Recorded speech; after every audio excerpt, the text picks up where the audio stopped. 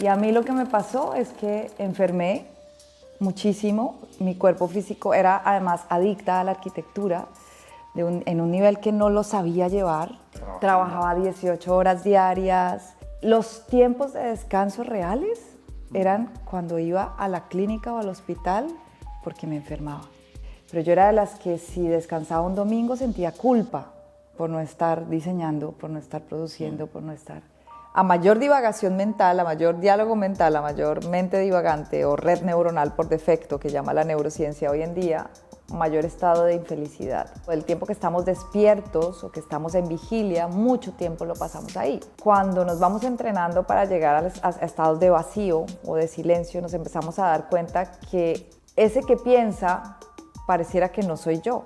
Y ahí empieza a ser más cómodo, porque tomas distancia del pensamiento y lo ves pasar y sufres porque estás apegado al lugar de la identidad, sufres por tus patrones reactivos. Date cuenta de eso. Hay un momento en que te das cuenta de que hay un cese. Cuando lo observas, cuando lo ves, se disuelve. Y ahí es donde sucede el tan llamado nirvana. El nirvana no es ningún estado de iluminación. El nirvana es darse cuenta del momento en que tu patrón de sufrimiento puede disolverse, aunque sea por un instante. Buenos días, Angélica, y gracias por venir a Mundo Cero. Hola, Ivonne. Muchas gracias a ti por invitarme. Vamos a empezar. Antes de la consciencia me acabas de decir que eras arquitecta y eso no lo sabía. Digo, ¿cómo pasas de ser arquitecta a la meditación?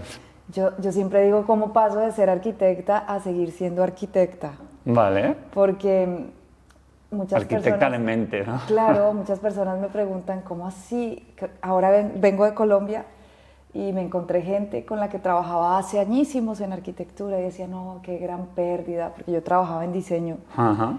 Me encantaba diseñar y tenía un estudio de arquitectura en Bogotá, de esto como la vida exitosa. Sí.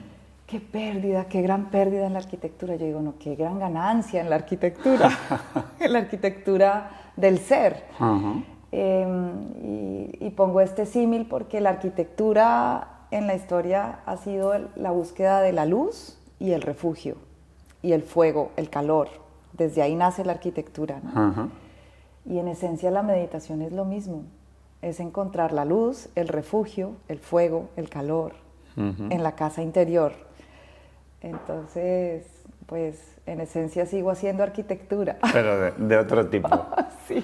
¿Y cómo te llegó esa arquitectura a tu vida? ¿Ya la tenías de antes o llegó en un momento determinado de tu vida, apareció, lo cogiste y lo adoptaste como forma de vida? Mira, yo hoy ya después de tantos años, más de 20 años practicando y enseñando, he llegado a la conclusión de que eso es algo que tú no decides, es lo que viniste a hacer.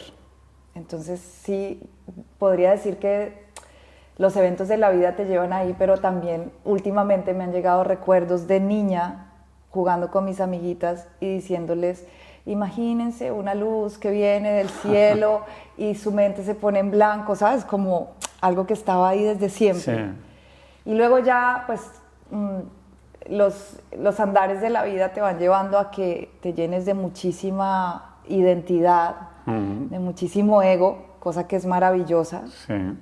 Porque solo si te llenas muchísimo de mucho ego, te hastías de él. Y entonces cuando te hastías de él, pues pasan cosas. Y a mí lo que me pasó es que enfermé muchísimo, mi cuerpo físico era además adicta a la arquitectura, en un nivel que no lo sabía llevar. Que estabas todo el día trabajando. Trabajaba 18 horas diarias y los tiempos de descanso reales eran cuando iba a la clínica o al hospital porque me enfermaba. Pero yo era de las que si descansaba un domingo sentía culpa por no estar diseñando, por no estar produciendo, por no estar... Y entre ires y venires en esas enfermedades, algo que a mí me salvó siempre es que desde muy jovencita empecé a practicar yoga. Y ahí, muy a escondidas, porque en ese tiempo, te estoy hablando hace 25 años, era como raro. Ya. Y más en una sociedad, yo soy colombiana, Sí. en una sociedad en la que esto era el catolicismo y las religiones extremas. Entonces, claro, alguien que practicara yoga, esto era un poquito raro. Sí. Y entonces yo iba a escondidas, más o menos, de la gente de mi estudio, de mi oficio. Yo tenía un estudio de arquitectura, que era, pues era la que lo dirigía, Sí. y siempre con mi mat por ahí. Y esta era mi salvación, era mi ancla de salvación. Y ahí empecé a meditar, y cuando ya empiezo a enfermar más, la meditación se vuelve un camino que no tenía opción. Es como que yo entendí que a través de eso iba a comprender un poco mejor qué era lo que estaba pasando conmigo para llevarme a ese nivel de enfermedad en el cuerpo físico. Entonces entro a la meditación con esa idea de que la meditación me va a sanar, para darme cuenta que no, que la meditación no te sana de nada, sino que lo que hace es que tú te des cuenta de todas estas decisiones y operaciones que has tomado inconscientemente para llegar al lugar en el que estás. Y al mismo tiempo, luego ya de muchos años me doy cuenta pues que esto que te estaba diciendo no es algo que tú decides, estaba marcado también en el camino toda la ruta para luego llegar a comprender la conciencia y que al final ni siquiera es el darte cuenta de las decisiones que has tomado, sino que aparentemente tú no tomaste esas decisiones, y llenarte de una aceptación genuina de que todo lo que sucede en tu camino es necesario. Pero esto ha pasado con muchos años de maduración y práctica. Inicialmente era, la meditación me va a sanar. ¿Empezaste a meditar por tu cuenta o te inspiraste en alguien o fuiste a algún curso? O ¿leíste libros? No, nunca leí libros. Vale. Yo fui muy afortunada porque la meditación no se aprende leyendo libros. No. Y ojalá, yo quisiera que ningún practicante leyera libros antes de sentarse a practicar, porque eso cambia mucho la experiencia. Eso es como cuando tú para a un niño, para enseñarle a pintar o a jugar, no le pones a leer un libro, ¿sí? A estas cosas que son tan intuitivas, no, lo pones a pintar, lo pones a jugar. Es igual aquí. Yo empecé practicando con maestros que afortunadamente llegué. Cuando hice mi primera certificación de yoga, iba muy preparada para pararme de cabeza, pararme de manos, y el primer día me lesioné el hombro derecho, por tanto no pude hacer nada. Y el maestro, muy inteligentemente, y le debo mucho realmente a esta persona, porque yo estaba muy jovencita, me volteó a ver y me dice: qué bien que te lesionaste, porque ahora te voy a enseñar yoga de verdad. Y yo, ¿cómo así? ¿Esto de las figuritas y pararse de cabeza y pararse de manos no es yoga de verdad? Y él me dice: no, te voy a enseñar yoga de verdad, te voy a enseñar a meditar. Y entonces, mientras mis compañeros iban haciendo asanas, movimientos, yo estaba estudiando filosofía y meditando todos los días y aprendiendo técnicas de meditación. Y ahí como que empecé a entrar poco a poco. En paralelo, lo que pasaba es que el estudio de arquitectura que dirigía estaba teniendo muchas personas y no teníamos un jefe de recursos humanos, y pues, bueno, pues yo era la líder, ¿no? Entonces empecé a estudiar coaching ontológico y una cantidad de cosas de desarrollo personal para ver si podía un poco como integrar todo esto con el estudio de arquitectura. Y poco a poco la vida te va llevando, vas encontrando más maestros. Cuando ya me enfermé, que yo tuve un cáncer de piel súper agresivo, muy rápido iba todo el proceso, ahí encuentro un guía, un maestro que me hace las preguntas correctas, como el tipo el koan de los budistas, para que yo fuera hacia adentro a ver qué pasaba con mi enfermedad, que se estaba desarrollando muy rápido. Y ahí ya empecé una práctica muy consciente diaria de 1 hora de meditación, que esto es muchísimo cuando estás empezando, a recorrer el cuerpo, porque nosotros al final todo lo que vivimos lo tenemos grabado en el cuerpo. Es como que todas las experiencias que llegan a través de tus sistemas sensoriales quedan grabadas en el cuerpo, es como escrito en el cuerpo. Entonces, si tú le preguntas al cuerpo y entras ahí, vas a conocerte más. Y a través de eso tuve una experiencia muy bonita, y es que el cáncer tuvo una remisión. Bueno, después de varias cirugías, no es como que te digo que al día siguiente ocurrió el milagro, y empecé a comprender un poquito más y ya ahí dije, esto es mi camino y me metí de lleno. De llenísimo. Y vine a Barcelona a hacer un máster en meditación, mindfulness y neurociencia en la Universidad de Barcelona en ese momento. Ahí, hasta ese momento, te digo que yo ya llevaba más de 10 años practicando, más, y no había leído un libro de meditación. Tenía toda la práctica y había estado con muchos maestros y haciendo muchas prácticas, recorriendo bastantes maneras de llegar a la meditación. Y no había leído un libro, y esto es maravilloso porque primero lo viví y luego lo leí. Entonces es diferente al revés, porque el practicante que primero lo lee lo está buscando. El que lo vive lo comprende. Ya lo tiene, ¿no? Y lo comprende a través de la lectura. Dice, todos estos maestros que se han inspirado tanto en escrituras sagradas como maestros contemporáneos describen lo que yo sentí. Pero ya no es algo lejano ni algo que tengas que buscar. ¿Y qué es la consciencia para ti, más allá de las definiciones que hay en los diccionarios? La conciencia es todo. La conciencia es lo que contiene la vida. Para mí me dijiste, ¿no? Sí, para ti. Sí, a mí me gusta mucho hablar de conciencia porque todas las tradiciones tienen múltiples maneras de describir el misterio de la vida y qué va a pasar con la vida después de la vida. O sea, lo que te lleva a permitirte transitar en temas de conciencia siempre es una pregunta existencial, o casi siempre, ¿no? ¿Qué va a pasar conmigo? ¿Por qué morimos? ¿Qué pasa con mi vida? ¿Por qué nací? ¿Por qué muero? Todo esto, ¿no? Y bueno, hay múltiples teorías y múltiples cosas. Y todas las tradiciones llevan sus paradojas incluidas, ¿no? Cosas que en un momento tú dices sí, pero luego algo pareciera que no. Y en lo único que coinciden todas es en que hay conciencia.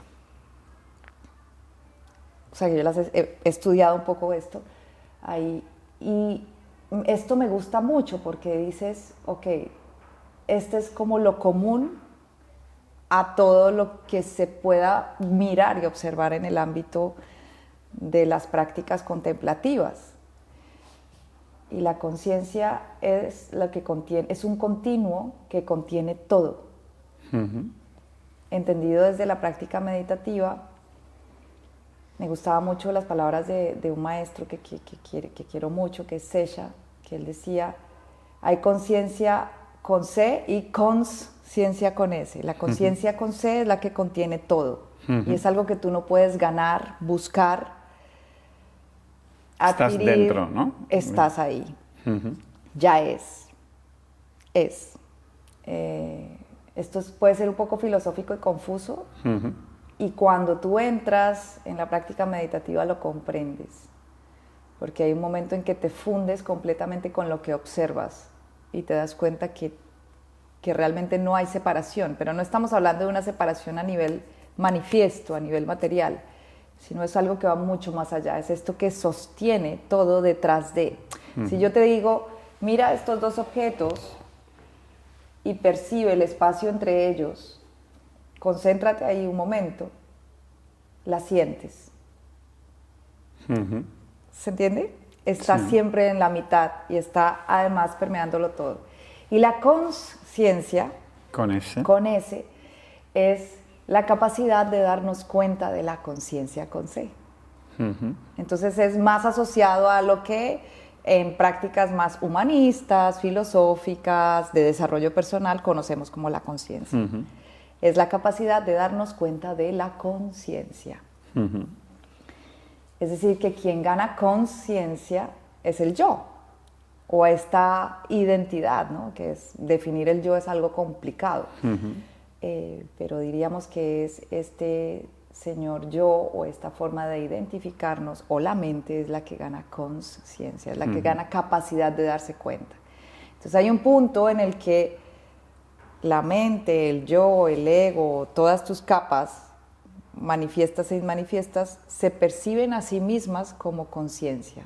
Es decir, que la conciencia se percibe conciencia, y en ese momento sucede la meditación, cuando se da cuenta de sí misma.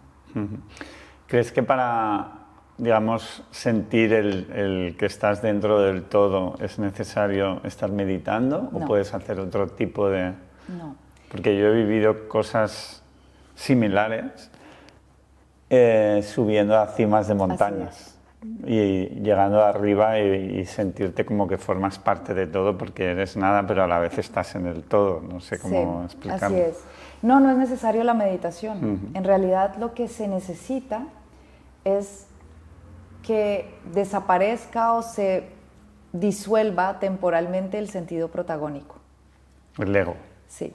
Cuando tú subes a la montaña, no eres Ivonne subiendo a la montaña. En un punto sí, vas muy pendiente de ti, del logro, pero hay un punto en que Ivonne se desaparece y está la montaña, la caminata, el momento presente, y no estás tomándote un selfie de cómo estoy subiendo la montaña, estás en la montaña, eres la montaña y la montaña es una representación tuya en cada paso. Hay una fusión total, eso se llama fusión cognitiva. Lo mismo le pasa al que está creando. Yo lo sentía mucho cuando hacía planos de arquitectura. Hay un momento en que Angélica desaparecía. Sí.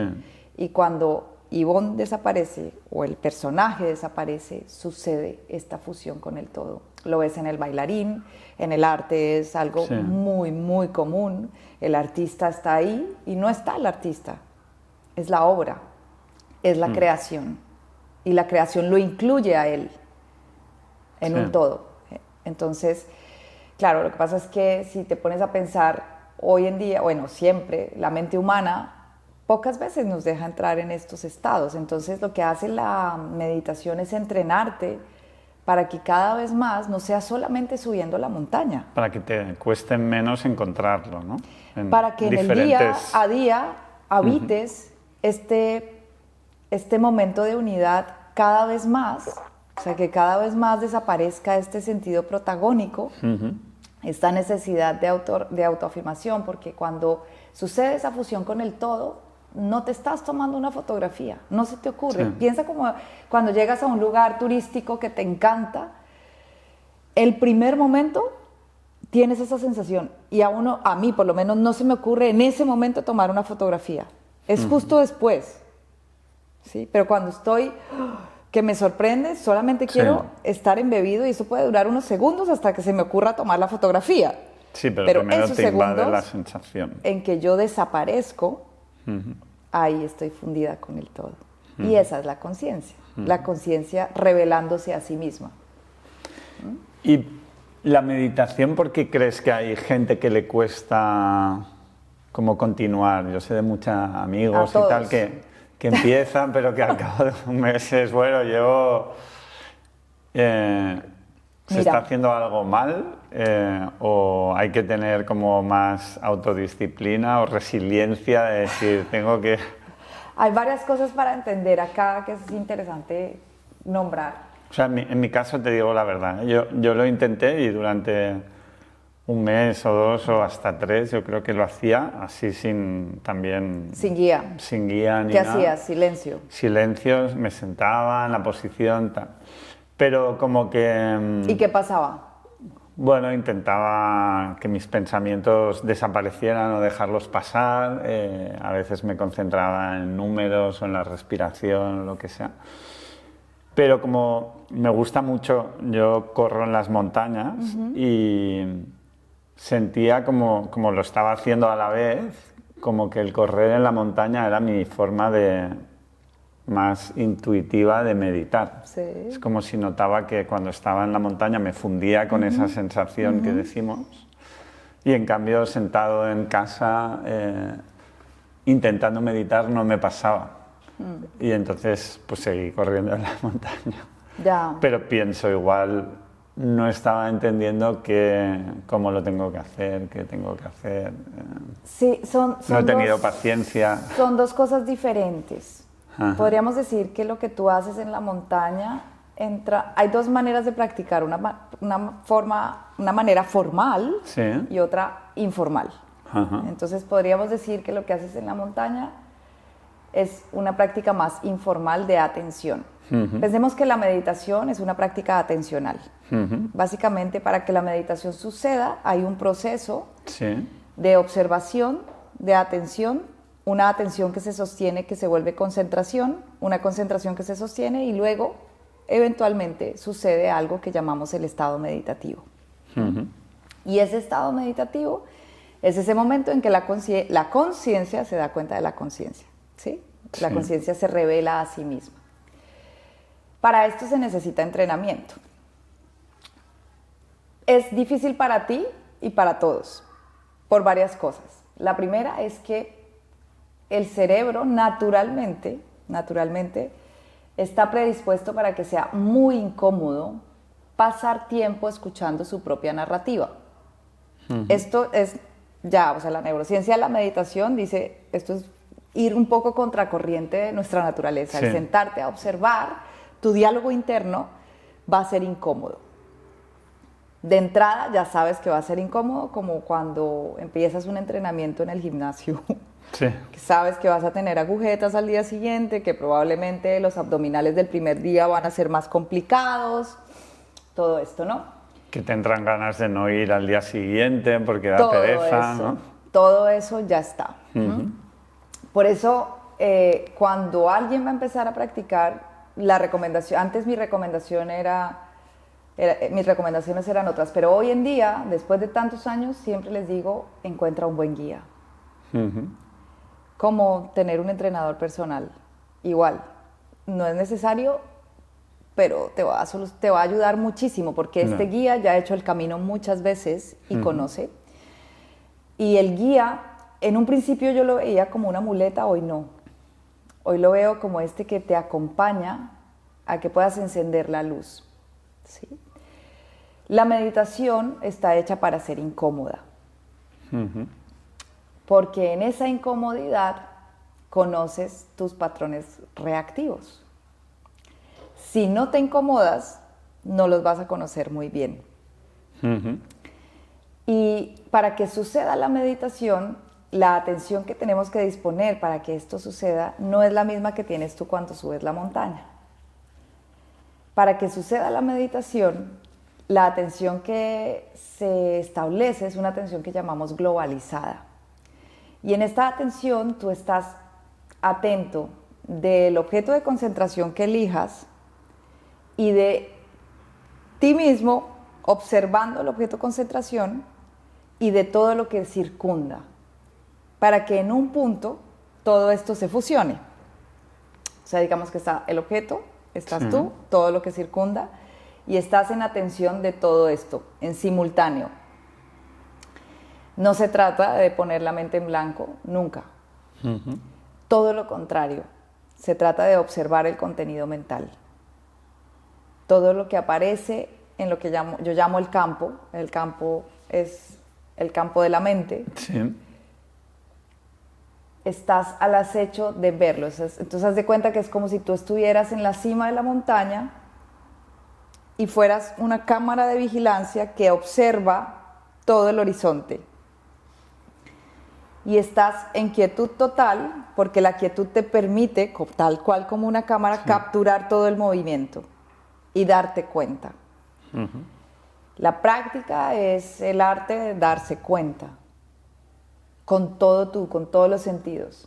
Y no se trata de desechar los pensamientos o verlos y dejarlos pasar, porque hay pensamientos que están pidiendo tu atención también. Sí. Entonces los atiendes. Y todo esto requiere un proceso. ¿Por qué es tan difícil? Yo hoy en día he investigado muchísimo. De hecho, mi tesis de maestría fue sobre los obstáculos de la práctica meditativa, porque a nivel pedagógico era una de las frustraciones más grandes, que la gente entraba a hacer los cursos, se sostenía mientras hacía los cursos y luego abandonaban. Entonces yo como que empecé una investigación bastante exhaustiva acerca de esto, qué es lo que los sacaba de la práctica, qué es lo que pasaba en la mitad. Y en esencia es que la mayoría de practicantes no siguen un camino. Entonces es como si yo te digo, ve del punto A al punto B, pero no está trazada la ruta, te vas a perder. Si te digo ve del punto A al punto B y vamos haciendo estos pasos, Ahora, esta analogía no es la más correcta porque no vamos a ningún lugar. Estamos en el punto A y no sabemos cuál es el punto B con la práctica. Esa es la realidad. Ya. Entre más avanzas, más profundo vas, más profundo y más capas vas quitando y te vas conociendo más. ¿Y qué es lo que conoces? Esto es interesante saber, ¿no? Porque ¿a quién quieres conocer cuando practicas? Esta es una de las preguntas a resolver. ¿A quién? Al yo. ¿Y quién es el yo? ¿Quién es ese yo que habita ahí internamente? ¿Al espíritu? ¿A la conciencia? ¿A tus patrones reactivos? ¿A qué? Y hay un punto en que no sabes. Simplemente sigues el camino y te vas dando cuenta de esta multidimensionalidad que está presente en la condición humana y que es infinita. De que no sabes nada, ¿no? De que no sabes nada. Entonces, ¿a quién quieres conocer? Al final dices, no lo sé. No lo sé, pero me voy dando más cuenta de cosas. Últimamente para mí ha sido la revelación más grande, porque en un principio pasas por todas las etapas, ¿no? Entonces quieres como, wow, poner la mente en blanco. Wow, siento ahora que conecté muy profundo. En esta práctica todo es vacío, no hay nada, estoy fundida con el todo. Y empiezas un poco como a volverte adicto a esta sensación y a buscarla más y a buscarla más, y eso te aleja más, te aleja más. Y ya cuando vas un poquito más avanzado, o no avanzado, cuando vas más profundo, te empiezas a dar cuenta, no, pero esto tampoco es. Y entonces, ¿qué es? Y en lo que yo voy ahora es ser total y completa y absolutamente humano. No es más. Que suena sencillo, pero cuando ya te das cuenta, a veces queremos ser superhumanos o que nos creemos más dioses que humanos. Y este concepto de Dios, ¿qué es? ¿No? Tal vez somos tan dioses como humanos, y tan superhumanos como humanos, y más humanos y humanos, ¿no? Y ahí va.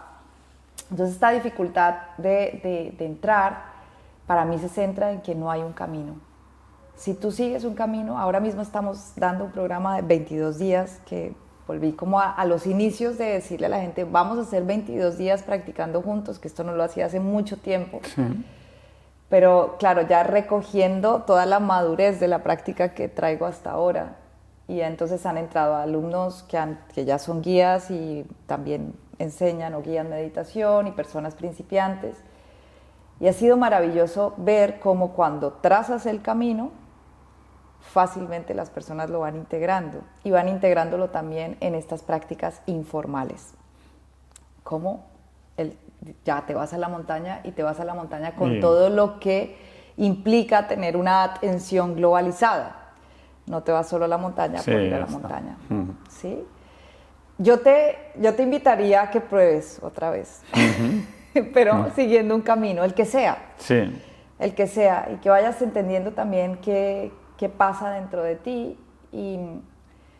Porque claro, a veces hay, no sé, aplicaciones o cosas, yo veo muchas aplicaciones de meditación que son maravillosas, pero el practicante en un punto como que no sabe ni qué es lo que está haciendo, como que se siente y dice, ¿yo para qué estoy acá?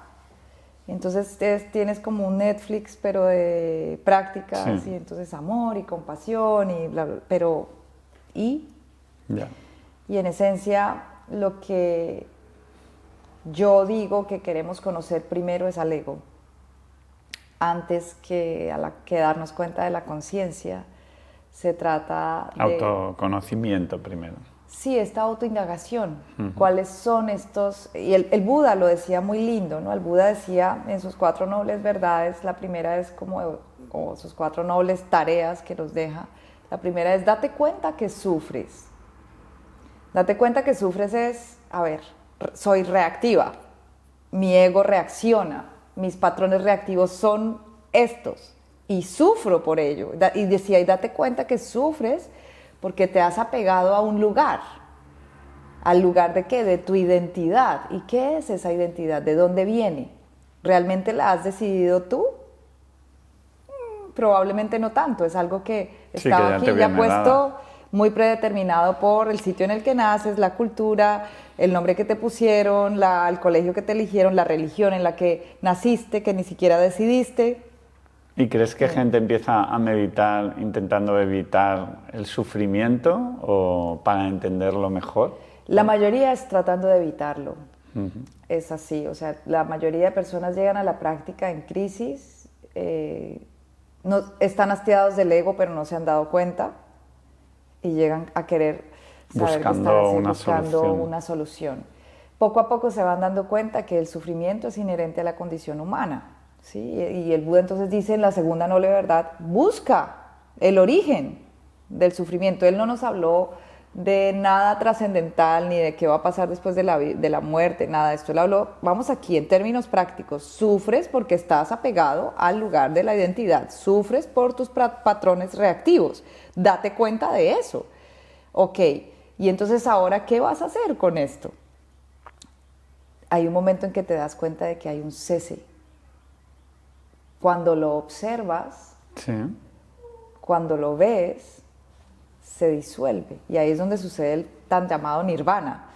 El nirvana no es ningún estado de iluminación. El nirvana es darse cuenta del momento en que tu patrón de sufrimiento puede disolverse, aunque sea por un instante. En ese momento estás en un nirvana. O sea que todos los seres hemos tenido nirvanas. Sí. Cuando tenemos un momento de conciencia, de darnos cuenta, ok. Y luego dice en su cuatro noble verdad, y cuarta, cultívalo. ¿Cómo? Con el octuple sendero, ¿no? Entonces, pensamiento recto, acción recta o acción correcta, ¿no? Hazte consciente de cada paso que das para que cada vez más puedas ver. Es buscar el máximo de momentos de conexión posible en el día a día, ¿no? Así es. Sí, es muy bonito. En un punto se hace natural porque esto se vuelve una habilidad y es un entrenamiento. Yo siempre digo que, y no es un entrenamiento para calmar. En un principio sí, la meditación es preciosa porque los primeros minutos te calmas y ese es como el anzuelo que te da la práctica, pero luego no, luego lo que viene es una claridad de lo que hay, se revela todo lo que hay y lo que tengas dentro saldrá, eso no está ni bien ni mal, es lo que es y luego viene una etapa de transformación, luego de que calmas, viene la claridad y de la claridad la transformación, porque cuando te das cuenta puedes decir, bueno, o la mente misma se transforma a través de la práctica. Es incómoda, además porque cuando el ciclo atencional tiene momentos y fases también a nivel neurobiológico. Cuando tú decides atender, los 15 primeros minutos tienes una ayuda de un químico que segrega el cerebro, que es la noradrenalina, sí. Y es como si tú fueras al gimnasio y vas a levantar el peso y para estos primeros 15 minutos te dieran un chute de algún químico sí. Y eso levantara el peso por ti. A partir de los 15 minutos esa dosis de noradrenalina se acaba y entonces es cuando realmente vas a ejercitar el músculo. Sí. Aquí atiendes por ti mismo y ese momento es muy incómodo. Ahí es cuando empieza a surgir la dispersión, la incomodidad, la pereza, la negatividad, el sueño, el aburrimiento. Y en ese momento estás entrenando realmente el músculo de la atención. O sea que hay que meditar más de 15 minutos. Al menos 21. Al menos 21, sí. Pero ojalá media hora, ojalá un ciclo de 15 minutos más por ti mismo. Hay una trampilla y es que la inhalación sí. hace como un refill, como un poquito de noradrenalina. Entonces, cuando estás cansado, si inhalas conscientemente, sí. vuelves a tener cierta capacidad de atender. Por eso la respiración también es la máxima reguladora de la mente. La atención a la respiración o la atención al cuerpo también. Cuando llevas la atención al cuerpo, naturalmente las zonas cerebrales asociadas a la identidad se disuelven temporalmente. Es como si se apagaran. Entonces, y estamos diciendo que la meditación a lo que nos lleva es a la disolución de esta identidad, del sentido protagónico. Por tanto, pues lleva la atención al cuerpo.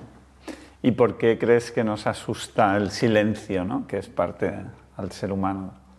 porque estamos sumergidos en el ruido de la ciudad o porque no queremos encontrarnos con nuestro ego?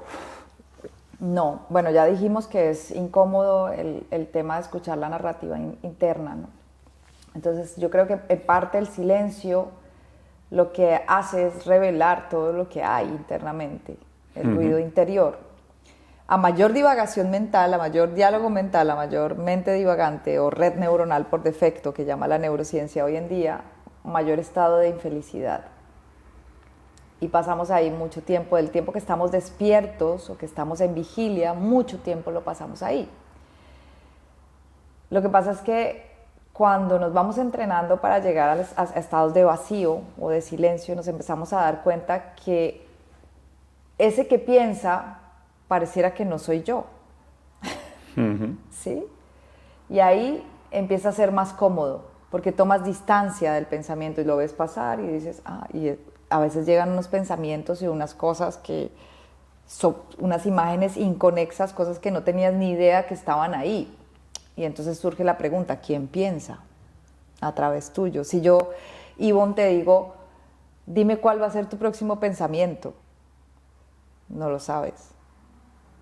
No. Tienes que esperar a que llegue. Sí. ¿Y de dónde llega? ¿Sabes? Es un misterio. Es un misterio. ¿Quién piensa a través tuyo? Y eso a veces puede ser abrumadora. En la práctica, uno de los obstáculos que se citan, y que cita la literatura también, es el miedo y el vértigo a la disolución. Cuando entramos en este silencio, ya lo dijimos, sucede que se apaga el carácter protagónico, pero no solamente a nivel mental, a nivel neurofisiológico también. Las zonas cerebrales asociadas a la identidad se apagan temporalmente. ¿Qué encontramos cuando dejamos de estar en nuestros pensamientos? Y eso da miedo. Entonces, este obstáculo se llama miedo y vértigo a la disolución. ¿De quién? Del ego. Porque el ego es nuestro perro guardián. El ego es una entidad neutra y necesaria en la vida. No pensemos que hay que quitarlo, no, hay que integrarlo. Tengo un maestro que siempre dice, no hay ego humano que no sea divino. Juega hacia como la divinidad. El yin yang, ¿no? Pero cuando se apaga, da miedo. ¿Y ese qué es el miedo al surge cuando silencio. se apaga? Nada. No hay nada. Nada. Y todo al mismo tiempo. No hay nada y todo. Es una sensación de plenitud total y no hay nada. Eso es como la noche oscura. No hay nada. No pienses que el estado meditativo es ni ver cosas diferentes, ni que te llegó la imagen. Yo siempre digo, ni pájaros celestes, ni hadas flotando. No. No hay nada de magia. No. Hay presencia. Todos tus sentidos están 100% conectados, escuchas, hueles, ves, sientes, pero no interpretas. Es fusión. ¿Cómo se entrena la presencia más allá de la meditación en el día a día de la vida real que tenemos en Barcelona? Tú que vives aquí, yo también. Bueno, ¿Cómo se entrena nuestra presencia? Una distinción importante en cuanto al presente. El presente del que hablamos cuando hablamos de meditación no es un presente que tenga raíz en un espacio temporal. Es decir, no es el pasado, presente, futuro, ¿sí? Sino que el presente del que hablamos en la meditación es un continuo. Es decir, que si nosotros habláramos en términos meditativos no existiría pasado, futuro, solo un continuo. Y tampoco presente, un continuo de sucesos en los cuales tú fijas la atención. Se acabó. Lo que capturas como presente es lo que capturas con tu atención. Esto es importante saberlo porque mucha gente, y sobre todo a través de las prácticas de atención plena que están tan de moda, o mindfulness, el mindfulness sí, occidental que está de moda, cree que estar presente es únicamente me voy a tomar el té y estoy con el té, y que sí, en un primer estadio. Presencia de que estoy con el té, ¿no? Sí, y está bien para empezar. Estoy aquí ahora, estoy con el té. Lo que pasa es que esto requiere mucho esfuerzo. O sea, es la meditación para principiantes, sería el mindfulness, ¿o no? Un poco. Sí, no, digamos que no para principiantes, es una buena manera de una práctica informal ¿Os sirve para ser más mantenerte consciente de la en el presencia, ¿no? aquí y ahora, lo que hago lo que estoy haciendo. Entonces, por ejemplo, una práctica que es maravillosa, que incluso la usan mucho también en actuación y en Sí. impro, es ir describiendo todo lo que haces.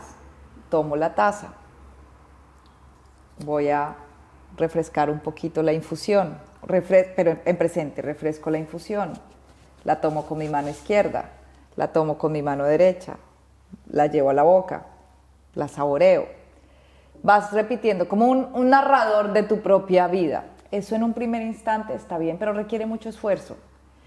La invitación que hacemos con la práctica meditativa es más, suelta el esfuerzo, relaja, relaja, relaja incluso la misma atención y en un momento caes en esta atención que ya no sucede con que estés sobreesforzándote para que sea. Es que si no parece que estés como en una clase en el colegio, ¿no? Sí, de no, cojo el vaso con la mano es imposible, izquierda. por eso la gente se cansa. Parece que sea teórico en vez de... Se cansan. Es como, mira, yo he estudiado mucho mindfulness también y después de... Y lo que veo es que está bien.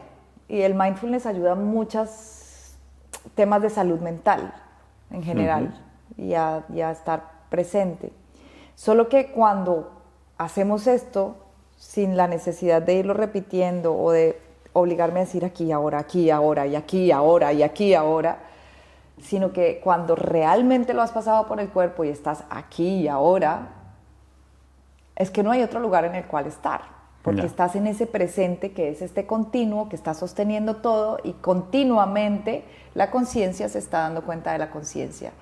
Y ahí te digo que para eso realmente lo que funciona es la práctica formal, que es sentarse en quietud y atravesar todas las incomodidades que esto trae: aburrimiento, sueño, pereza, negatividad, miedo y vértigo a la disolución del ego.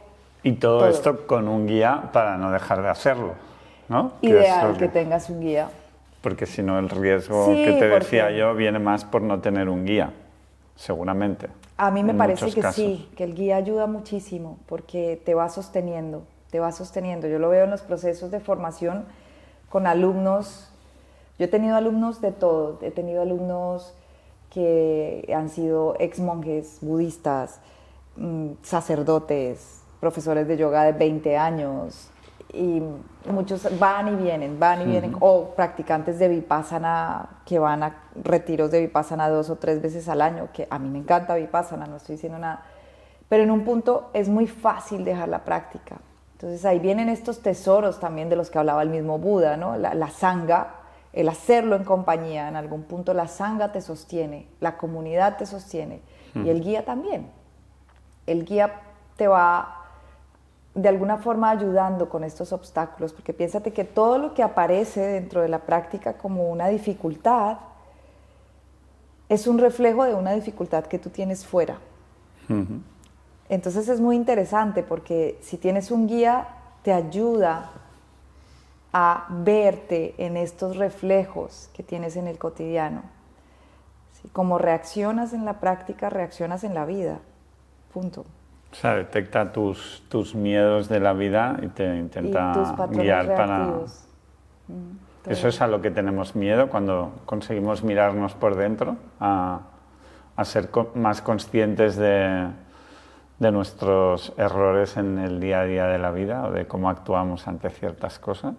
Yo creo que el miedo en la práctica o al miedo que tenemos cuando entramos ahí es que la práctica te revela lo que hay. Es que ahí ya no te puedes engañar.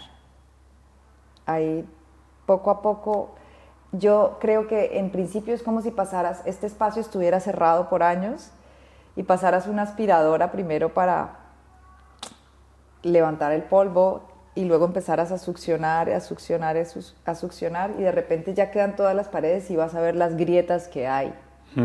Y esas grietas van a salir, que es lo que llamamos impresiones mentales.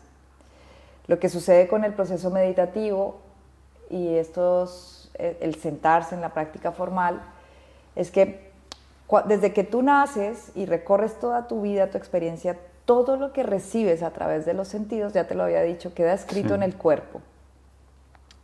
Y cosas que ni siquiera hayas hecho conscientes, pero tú las estás capturando con tus sentidos, porque tenemos más de 30 receptores sensoriales, no solamente los 5 clásicos que creemos, sino muchos más. Va quedando ahí, va quedando ahí, va quedando ahí.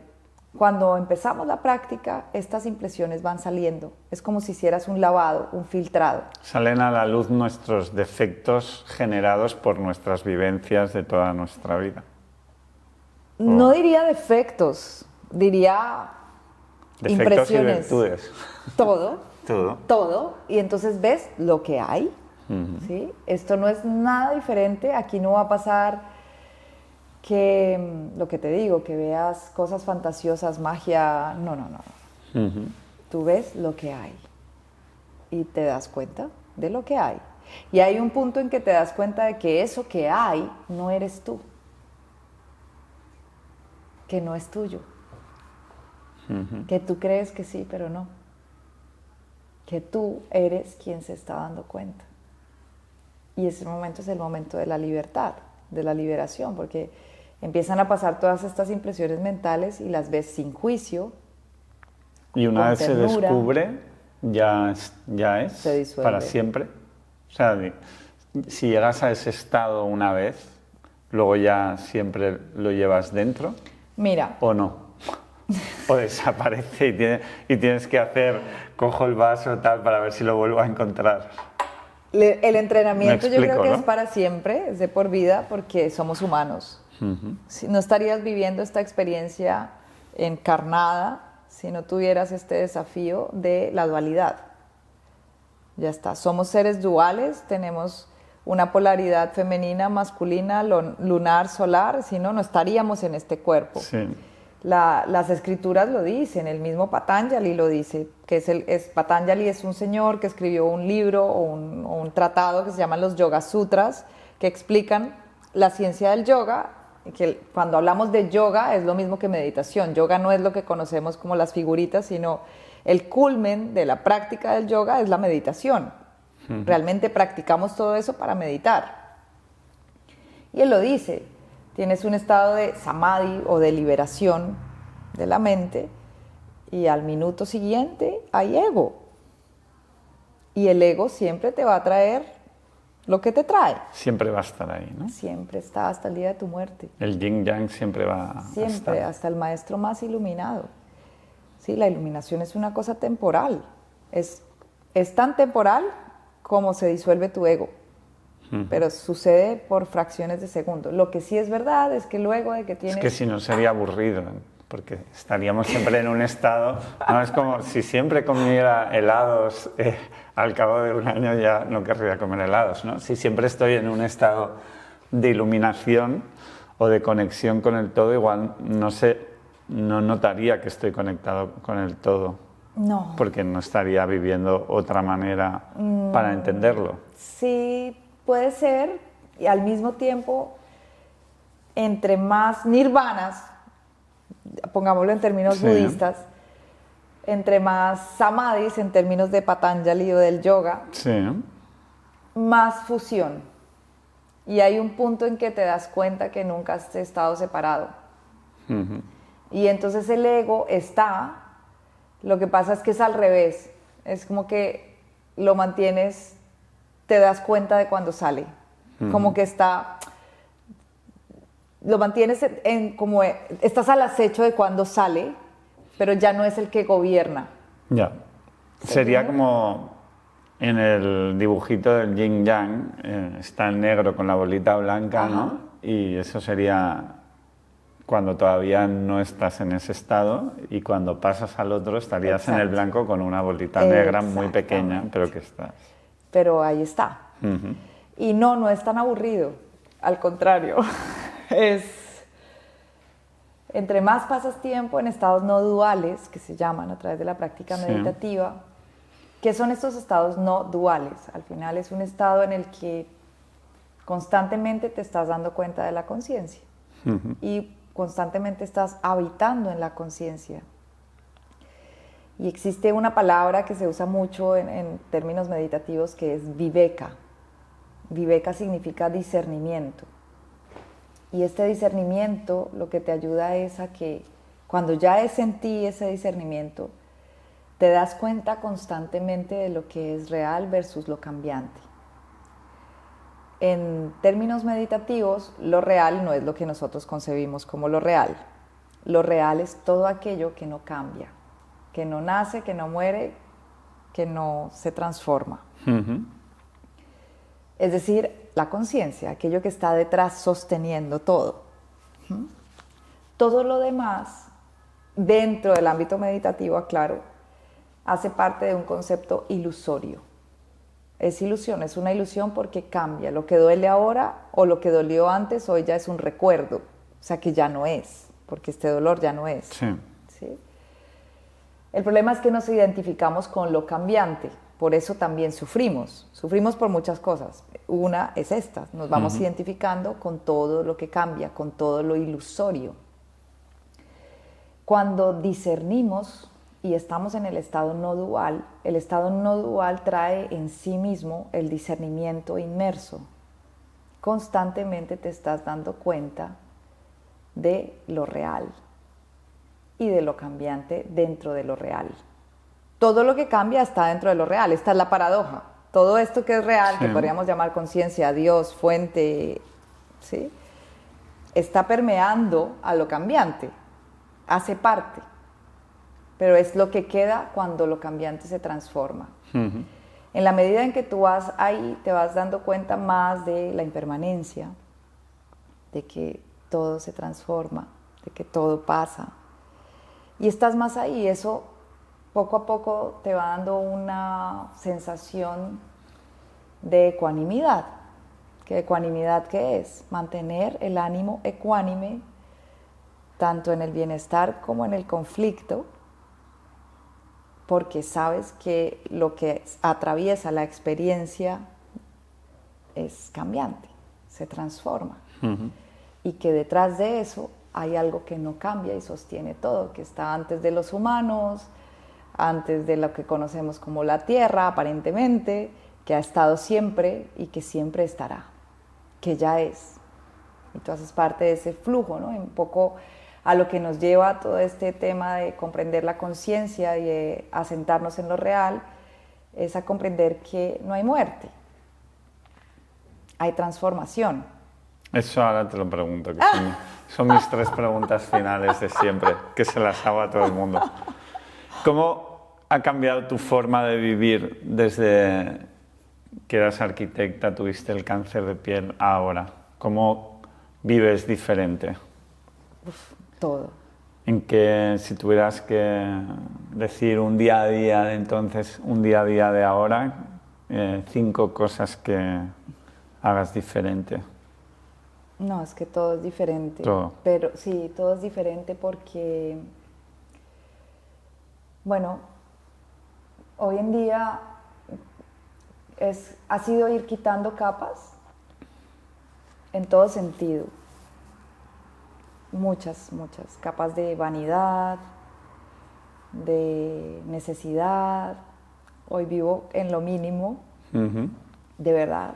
O sea, como música. Como un poco monje, de verdad, pero sin buscarlo. No, es que la misma práctica te va llevando ahí. Y a un estado de amar a todos sin necesitarlos.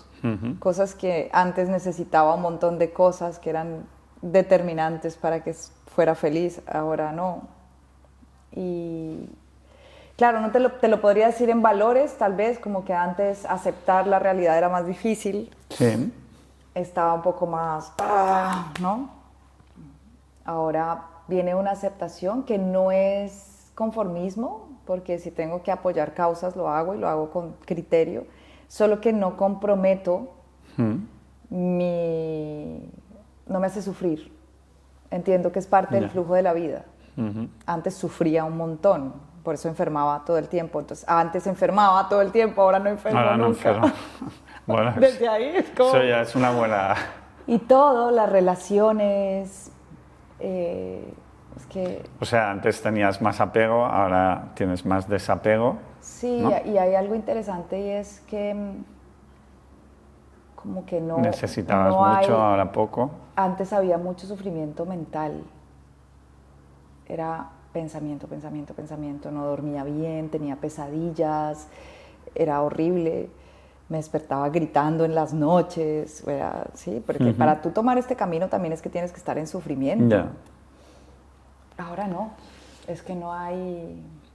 Sí, dicen que la evolución personal pasa por una gran crisis, ¿no? Sí. Que para que realmente tengas que moverte hacia otro sitio te tiene que pasar algo Sí, difícil, porque Sí. si no, no es tan incómodo como para querer cambiar. Para querer y somos cambiar. muy comodones. Por Sí. eso nadie quiere ir al gimnasio, nadie quiere sentarse a meditar, cuesta subir la montaña.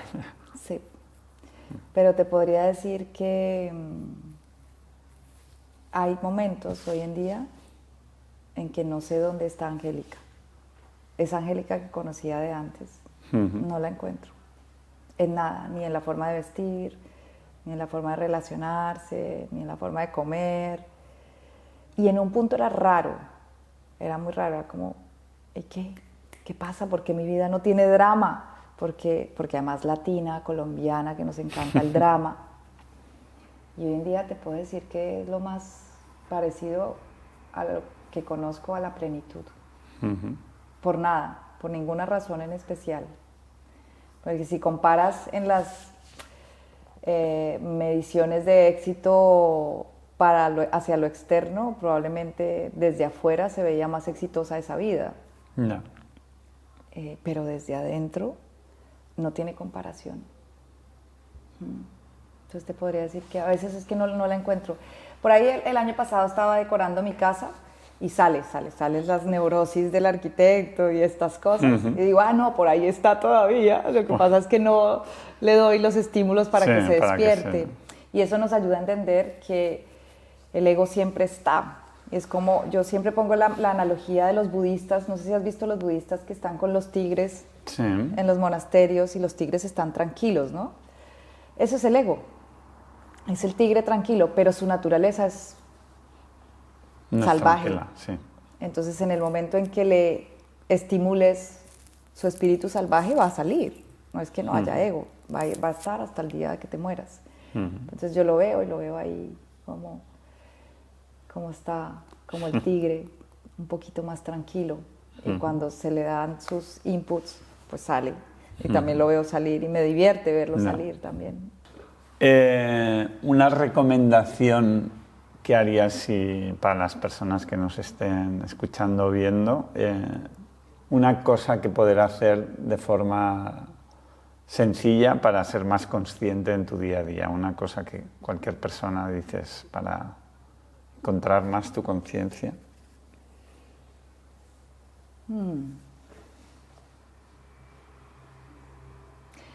Es para empezar, ¿no? Hay que poner algo fácil. Sí, eso es lo que estaba pensando. Para... Date cuenta de que respiras. Esa sería una.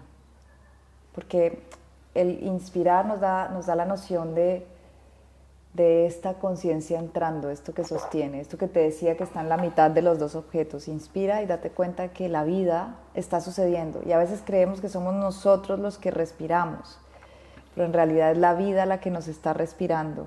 Esto es muy bonito, hacer como simplemente un acto de, no tienes que respirar diferente, no nada. Simplemente date cuenta de que respiras. Ahí hay una noción clara de otra vez anclarse a la vida. Porque estar en el presente, ¿qué es? Anclarme a la vida.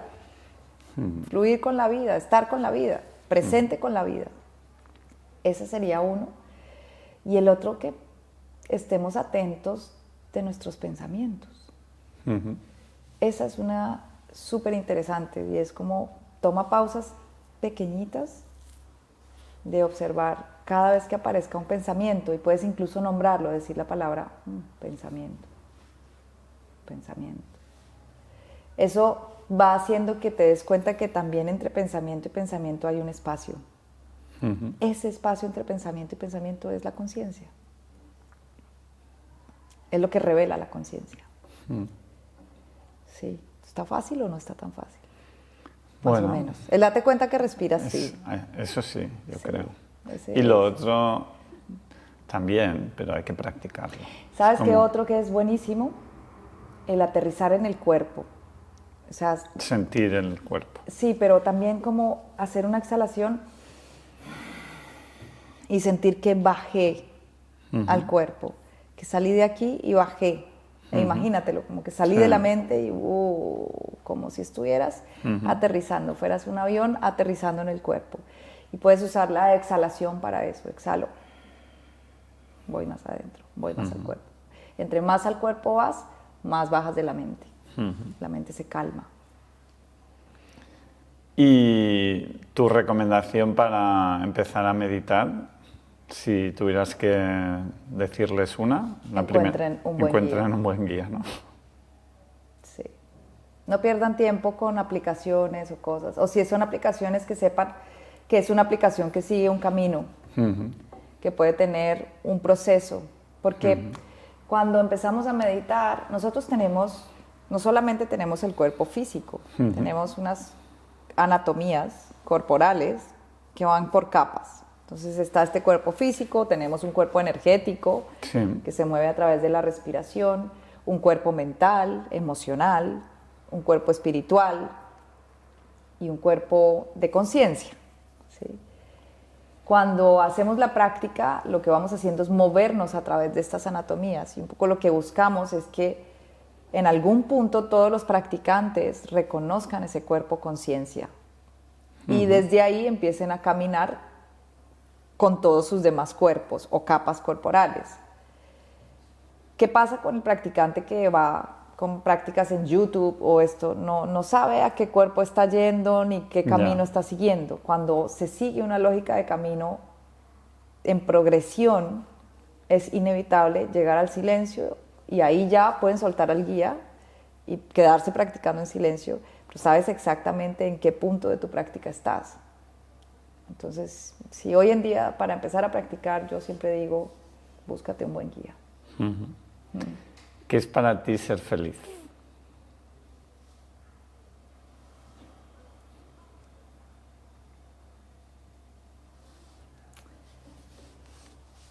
Para mí ser feliz es reconocer la paz interior que habita en todos los seres, que no depende de nada que pase afuera. Bueno, ser feliz es un estado en realidad. Yo creo que uno no es feliz, yo creo que uno se siente feliz. Y cuando está en esa conexión. Y cuando no también. O sea, yo creo que si hablamos de plenitud, me gusta más hablar de plenitud que de felicidad, porque la felicidad la siento un poco como... terrenal, la sí, palabra. algo que hemos sobrevalorado, como una sensación que queremos buscar y que además queremos inmortalizar y que se vuelve fuente de sufrimiento, cuando no está, en teoría. Y Entonces tenemos que asumir que está y que no está, ¿no? Exacto. Entonces tenemos una cantidad de deseo igual sufrimiento, o rechazo a los momentos de infelicidad, lo mismo.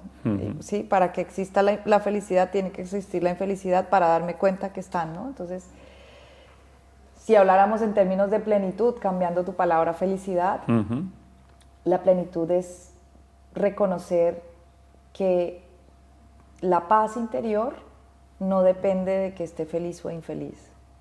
O sea, que puedo permanecer ecuánime, con el ánimo tranquilo, aun cuando las situaciones que me lleguen sean incómodas o no placenteras, y abrazarlas también. ¿Sí? Eso para mí no tiene precio, es un estado maravilloso. Yo no te podría decir que mi vida es perfecta, yo tengo una cantidad de desafíos familiares, solo que no hay sufrimiento.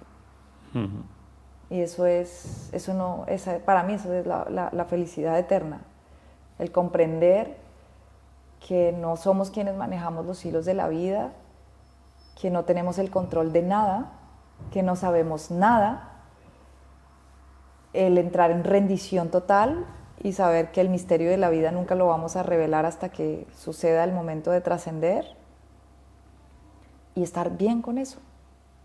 Es como el estar en paz con o sin. Ujú. Eso es. ¿Qué quieres ser de mayor?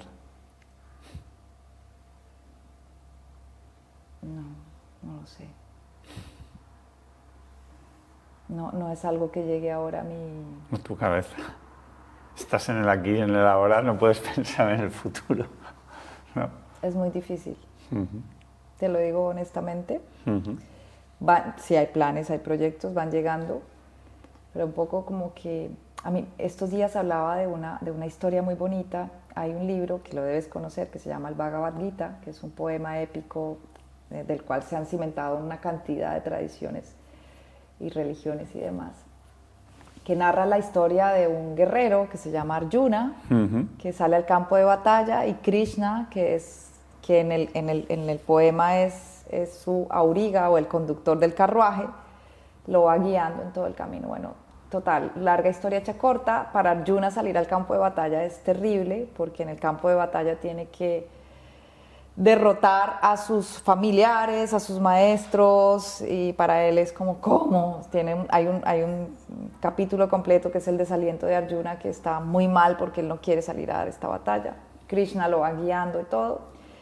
Al final el libro es precioso, es un libro sobre devoción, amor, precioso, el poema. Y al final, pues como que no sabemos qué pasó con Arjuna, al fin. Esto hace parte del Mahabharata. Al final del Mahabharata hay un apartado en el que cuentan qué pasó con Arjuna. Entonces Arjuna salió, peleó unos días, fue a la batalla porque ya había entendido el mensaje de Krishna, y va y batalla y tal, y otra vez se rinde y dice, no, es que yo no puedo con esta batalla, no puedo. Y Krishna le dice, no te preocupes, que yo ganaré la batalla por ti. Yo estoy ahí.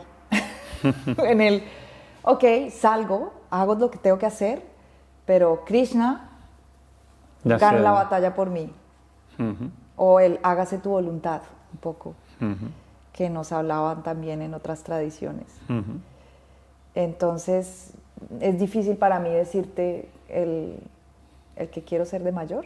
Sí. No, me cuesta situarme ahí. Ujú. ¿Y qué crees o sientes que hay después de la muerte? No lo sé. Hoy en día, después de, mira, este año renuncié totalmente a saberlo, Ujú.